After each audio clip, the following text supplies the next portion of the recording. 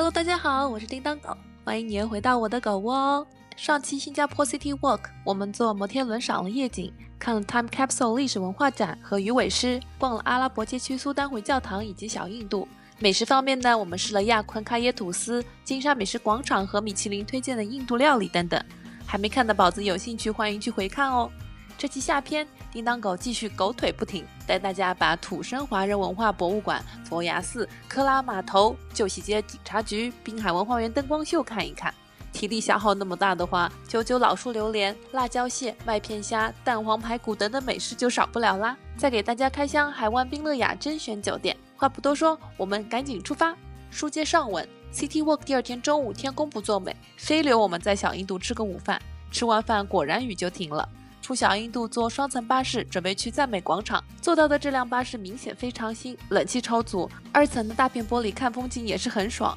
赞美广场实际是几个建筑组成的，包括原先的天主教修道院、孤儿院等等，是新加坡历史最为悠久的建筑群，最早可以追溯到1840年。1990年的时候，整个建筑群就被改名叫做赞美广场，列入了新加坡国家古迹。其中的赞美礼堂是哥特复兴式建筑，入口处是5层的钟楼。让这个赞美礼堂火出圈的是电影《疯狂亚洲富豪》，不知道大家看过没有？里面新娘踏水而来的婚礼就是在这里取景的。很可惜我们去的这天礼堂没有开放，只能在外围欣赏一下。不过光是建筑外墙本身也已经很有美感了，这片柱廊想必是很出片的吧。中庭里面有不少有意思的雕塑。我们白天去赞美广场感受到的是一种娴静沉稳，这让人很难想象入夜了以后，这里的酒吧呀、音乐、各国餐厅一起发力，整个赞美广场会摇身变得热烈浪漫。咔咔一顿拍，打完卡之后步行5分钟就能去土生文化馆看展吹冷气了。土生文化馆这栋3层小楼，远远看过去就感觉很精致漂亮。一查发现它是建于1912年的道南小学的校舍，是海峡殖民时期创立的第一所现代化福建学校，也是国家古迹。展馆是经历了4年的翻修后，2023年2月1日重新开放的。难怪我们参观的时候感觉设施很新，环境舒适，而且还有不少多媒体互动设备。土生文化馆主要展示的是土生华人的文化遗产，以及他们对身份认同的探索。土生华人的话，指的是早期中国移民迁居东南亚与当地土著通婚的后代。男性的话叫巴巴，女性叫娘惹。来之前我没仔细做攻略，以为在这里能看到土生华人的艰辛奋斗史呢，没想到是直击了大型的凡尔赛现场啊！这里展出的土生华人文物，包括珠宝呀、家具啊、娘惹瓷、纺织品等等，也太精美了吧！除了有土生华人的永久展，我们去的这天还赶上了期间限定的日本浮沙展，也是难为情。叮当狗是日语专业的，但是浮沙 fukusa 这个词是我这天来到展馆才第一次听说的呢，真的是贫穷限制了想象。我只知道日本用来打包东西的布叫做 furoshiki， 没想到赠送礼物的时候还要用到这种尊贵的丝质罩布，它还有个优雅的名字叫浮沙。因为每块浮沙都要经过精心挑选来呼应送礼的情景，传达特定的信息，所以浮沙会有精美的那种编织啊、染色啊、刺绣和绘画，所以就成了日本纺织艺术的一个典范。要不说旅行长知识呢，真是学到了。土生文化馆的展品精美，冷气又很足，成人门票12新币，学生和老年票是8新币，6岁以下的小朋友就免票了。下午太阳毒辣的时候，安排来这里养养眼、降降温也是很不错呢。逛了2个景点，肚子已经准备好来顿下午茶了。一路向南，我们直奔99老树榴莲。我们去的时候还没有到榴莲季，榴莲季来的话，能在这里买到各种不同品种的榴莲肉，价格就会标在这块板上面。这里不愧是个网红店，店里的环境和榴莲小抱枕都很好拍的样子。我们下午到的时候，猫山王珍多冰已经卖完了，就点了个普通的榴莲珍多冰，10.9新币，绿色的斑斓粉条滑溜溜。看看这块榴莲个头有多大，真是后悔早上在鱼尾狮买了那根14新币的榴莲冰棒。榴莲虽然不是猫山王，但是也已经很甜糯了，底下是浇了椰糖的椰汁刨冰，大热天来一碗冰冰凉凉的真的爽。另外还点了 Sticky Bomb 榴莲泡芙4.8新币，点单的时候就看到店员在那里现做，看着拉丝的内馅就知道榴莲肉含量是不少的，泡芙皮很薄，咬下去一口爆浆，奶味儿混合着榴莲味儿，谁吃谁上头。另外点了新鲜的椰子5.9新币的价格跟餐厅里动不动一个椰子10几新币相比，那是亲民很多了。久久老树流连的店就在华人移民聚居地牛车水附近，那就顺便去同在牛车水的佛牙寺看看吧。路上看到好多鸡，一点都不怕人，这悠然自得的精神状态太让人羡慕了。又经过了一个国家古迹印度教的马里安曼新都庙，里面供奉着拥有治愈疾病能力的马里安曼女神。刚才坐车经过就看到了，跟小印度里面的庙一样，外面有很多雕塑，仔细看的话，雕塑神态各异，都非常精巧。佛牙寺的位置就在牛车水大厦的前面，这个中国唐代风格的5层建筑，外观就非常宏伟，是2007年花了7500万新币建造的。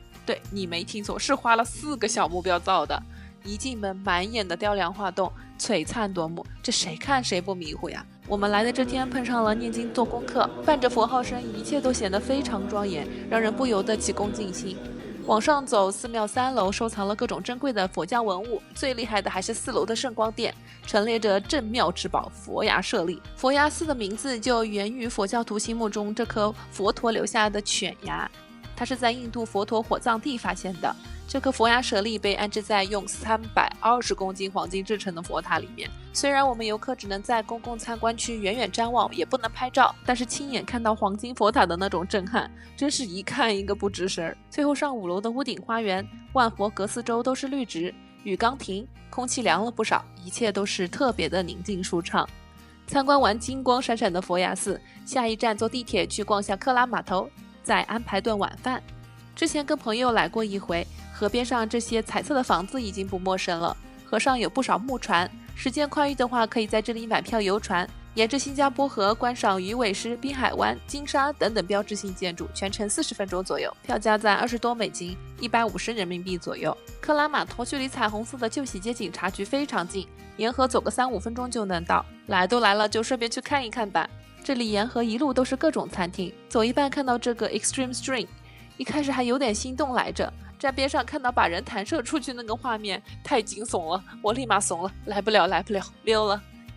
沿着河冲着金沙酒店方向走，眼前这座歌里门桥的左手边就是旧喜街警察局。这彩虹窗果然完美气质十足啊！天气好点有阳光的话应该更亮丽。过了歌里门桥到河对面回望警察局彩虹窗全景也是很妙呢。之前朋友带路在克拉码头这边的珍宝海鲜吃过辣椒蟹，这次准备换个谷歌评分也不错但价格相对实惠一丢丢的餐厅，就是这个螃蟹之家。拿到菜单看到辣椒蟹的价格108新币100克啊，差点没把我当场送走哎，这比珍宝海鲜还贵个10倍呢。连忙问了服务员，确定是价格标错了，是10.8新币100克。嚯，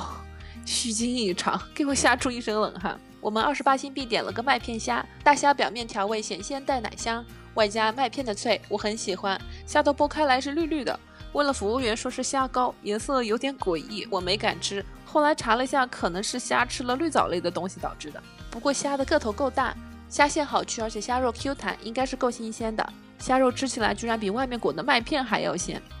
这道辣椒蟹是按实际斤两算价格的，服务员说最少是1公斤起。辣椒蟹的调味我总觉得跟辣味番茄炒蛋很像，这家的酱汁相对珍宝海鲜感觉没有那么浓厚复合，甜味的话也会淡一些。看我剥蟹脚肉能直接这样抽出来，说明螃蟹本身应该是新鲜的。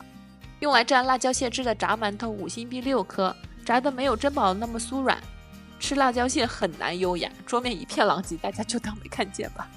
24新币我们又点了个咸蛋排骨，上来吃了2块才想起来拍。我最爱的咸蛋黄裹着软嫩的排骨肉，这个菜怎么可能不好吃嘛？蔬菜点了个白灵菇菠菜18新币，主食的这个蛋炒饭18新币，我真的要吐槽一下，真的就只有鸡蛋和米饭哎，连葱花都不带撒一把的，调味感觉也只有盐吧，总归觉得有点亏。吃到后面感觉没有尽兴，又加了一份23新币的脆皮麦片鸡，鸡肉炸的酥脆，奶香的麦片调味肯定错不了。我们这天遇到的服务员业务可能不太熟练，点的差，一直到最后快吃完了催了才给上的。总的来说，螃蟹之家的餐厅环境和设施比珍宝海鲜弱一些，菜价能便宜个10%左右，不过菜量挺大，够实在的，食材新鲜度和味道都在线。珍宝海鲜要是排队人太多的话，这家也是个不错的选择。吃饱饱咱拿上行李去新酒店办入住。这第2天住的酒店海湾宾乐雅甄选酒店，相比第1个的 Robertson House 那是相当可以了，而且这个价格也是可以到肉疼啊。它被称为花园酒店的原因也是一目了然，整个大堂绿植非常多，站在楼上往中庭望下去，可不就是一个室内花园吗？大堂的空间是原木色配绿植，有种贴近自然让人放松下来的感觉。第2天吃早饭的时候，我发现挂着的鸟笼里居然是有真鸟的。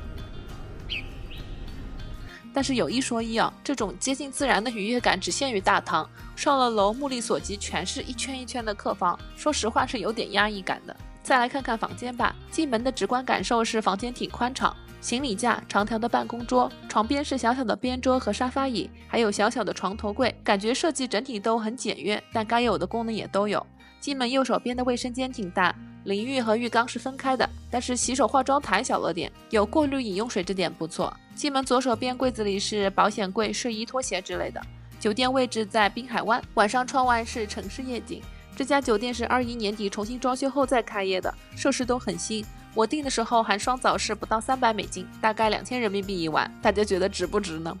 那酒店就开箱到这儿了，我们得抓紧时间去滨海湾花园看灯光秀。滨海湾花园的灯光秀就在新加坡地标 Super Tree Grove 这里，每天晚上7点45和8点45分有2场，是免费看的，整个秀12分钟。我们8点到的时候，上一场刚刚散场，但是已经有很多人抢占了视角最好的位置，等着看第2场秀。好在另一面大花坛边还有空位，花坛边沿空间很大，甚至可以躺着等灯光秀开场。快开演才来的一批旅行团游客都是有备而来，来了就往视野最好的地上铺个垫子，迅速躺下，一看就是跟了个经验丰富的导游。虽然户外看秀很热也很挤，但是现场古典音乐配合着炫彩的灯光还是很震撼的，推荐大家就算是吃点苦也值得来感受一下。新加坡 City Walk 第2天，我们看完灯光秀就歇着了。第3天早上起来看窗外，发现酒店的位置挺便利的，圣安德烈教堂、新加坡国家美术馆、滨海艺术中心的榴莲壳就在眼前，楼底下酒店的泳池看着也不错。这第3天叮当狗也没安排啥特别的行程，酒店吃个早饭就去樟宜机场逛逛，下午就撤了。可能是被漂亮国酒店的干巴早饭虐久了，这家酒店的自助早餐我感觉很不错呢。亚洲口味的餐点有油条、海鲜粥、水果、鸡肉烧麦、炒面、